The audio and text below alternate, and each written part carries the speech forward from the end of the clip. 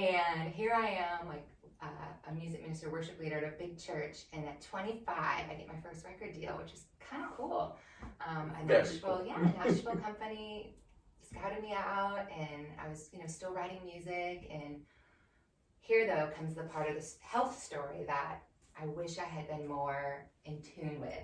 I was so in tune in my music. If I had just been more in tune in my health, and signed the deal, moved from Seattle to Nashville, made the first record, had my first #1 hit, which was so cool. Christian radio, all that, Billboard, whatever, all the like little stupid accolades, but it was cool. Those aren't stupid. And traveling, and just began to crash and burn. If it wasn't headaches, it was fatigue.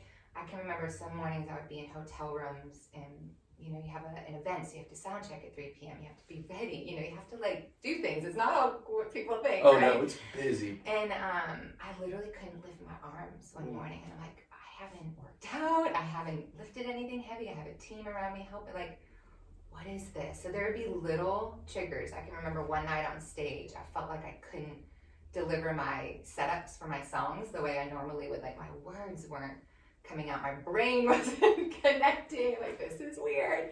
But I would always just be like, I'm tired.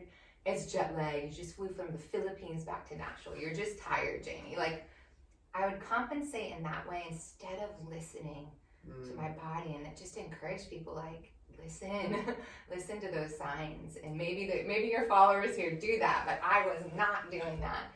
And so I found my first doctor that diagnosed me when I got back from Peru, just rock bottom. And he didn't know quite what it was, and we went down the Lyme route, and all the markers came up. But he was also, unfortunately, in that field of, you'll always have this, you'll always be sick. Here is a bunch of medicine to treat the headaches, the anxiety that came on out of nowhere. Caspar was never like an anxious person. I'm like, this is awful. I had no idea what people that say they deal with anxiety went through.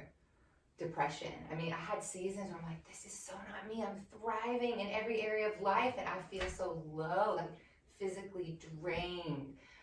So I did, so many protocols, so many, try this, do this, holistic and more, what do you call it, Western or conventional? Conventional, medicine. orthodox, yeah. And I wish I had found this place 10, 20 years ago, and I just pushed. And I would say, find the thing that you love, because I do believe it's what kept me alive. And I don't say that lightly. I don't know if I'd be here had I not had purpose, passion, conviction, and faith in God that he's not done. And so yeah, I mean, that's pieces of the story. There's so much more. I'm sure there is. I'm sure we'll tap into some of that, but I think it really is important that what I've seen with patients, and I always try and look at the patterns, I say, because the particles are always going to be different. Everyone's like, what did you do to get better? It's like, that's the wrong question, because you're not going to have that same path. That you did this IV versus this. Everyone's personalized. If you come here to this center or anywhere really that's doing some kind of functional medicine, shouldn't be generalized protocols, because we're all different. You can't treat us the same, even though we have the same maybe conditions or diagnoses. And I love that. It's custom made. One of the lines, custom tailored. One of my new songs says that. All the while, you keep saying, trust that I'm custom making everything for good. And literally, this was the first place that you guys knew, like, you need this amount of this, you need this today, that tomorrow. Like, it was so for what my body, mind, soul, spirit needed. But that's the difference of it, Jamie, is that we are not telling you what you need. You're telling us. Your body's telling us. We're in a sense, team. right? Yeah, it is a team approach to it in that way that the patient is responsible for healing. We're only serving as guides and catalysts in it and giving you what your body is asking for to get you back to that healthy state. And I'm sure some people's routes, they do use antibiotics, and maybe they work, or they do. I know we all have a healing journey, and my story is going to look different than somebody else's, but I think there's this element of trust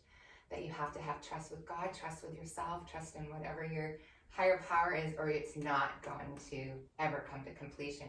I see how people can stay sick now because you have to have a mindset, and I know it takes longer for some than others, but without that mindset of this is not always going to be like this.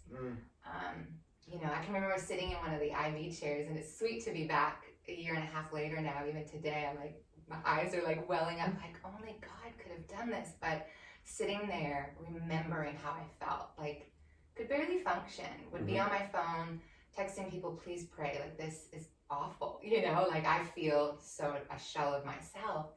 And here we are a year and a half later. But the thing I remembered was clinging to that faith and healing of hearing that still small voice of, I'm not done with you yet. Like, this isn't the end. This isn't how your story's gonna end. I'm actually writing a beautiful story in your life, even in the worst part. Because some people probably listening right now, they're at that place I was at, the worst of the worst. Could barely get out of bed, could barely put a sentence together.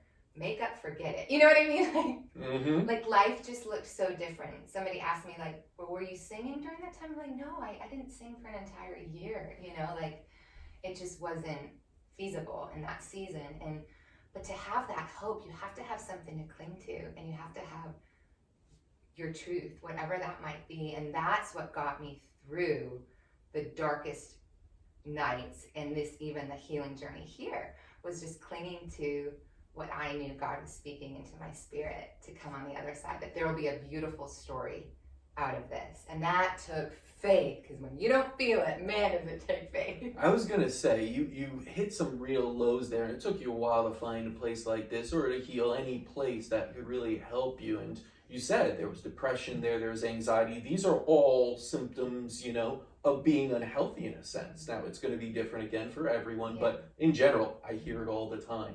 And the neurological part was really bad. Like the headache, I mean, I don't know how people, it was 24/7 for over Lyme messes with your brain. I mean, you heard that Ben story. He's staring at his shoes one morning. He's like, what are those? I don't know what to do with them, because his brain was just fried from the Lyme. You know? And you guys were the first ones to shed light on, Jamie, this is a neurological Lyme disease infection. And I think when I heard that, it clicked. It actually gave me hope, Casper, because I was like, it's not all in my head. Like, I'm literally sure it's an infection in my head, but I'm not making this up. Because you can go to some, I hate to say this, to some doctors, and they're just like, you're anxious. What's going on in your life? And I'm like, something's wrong. This is not me.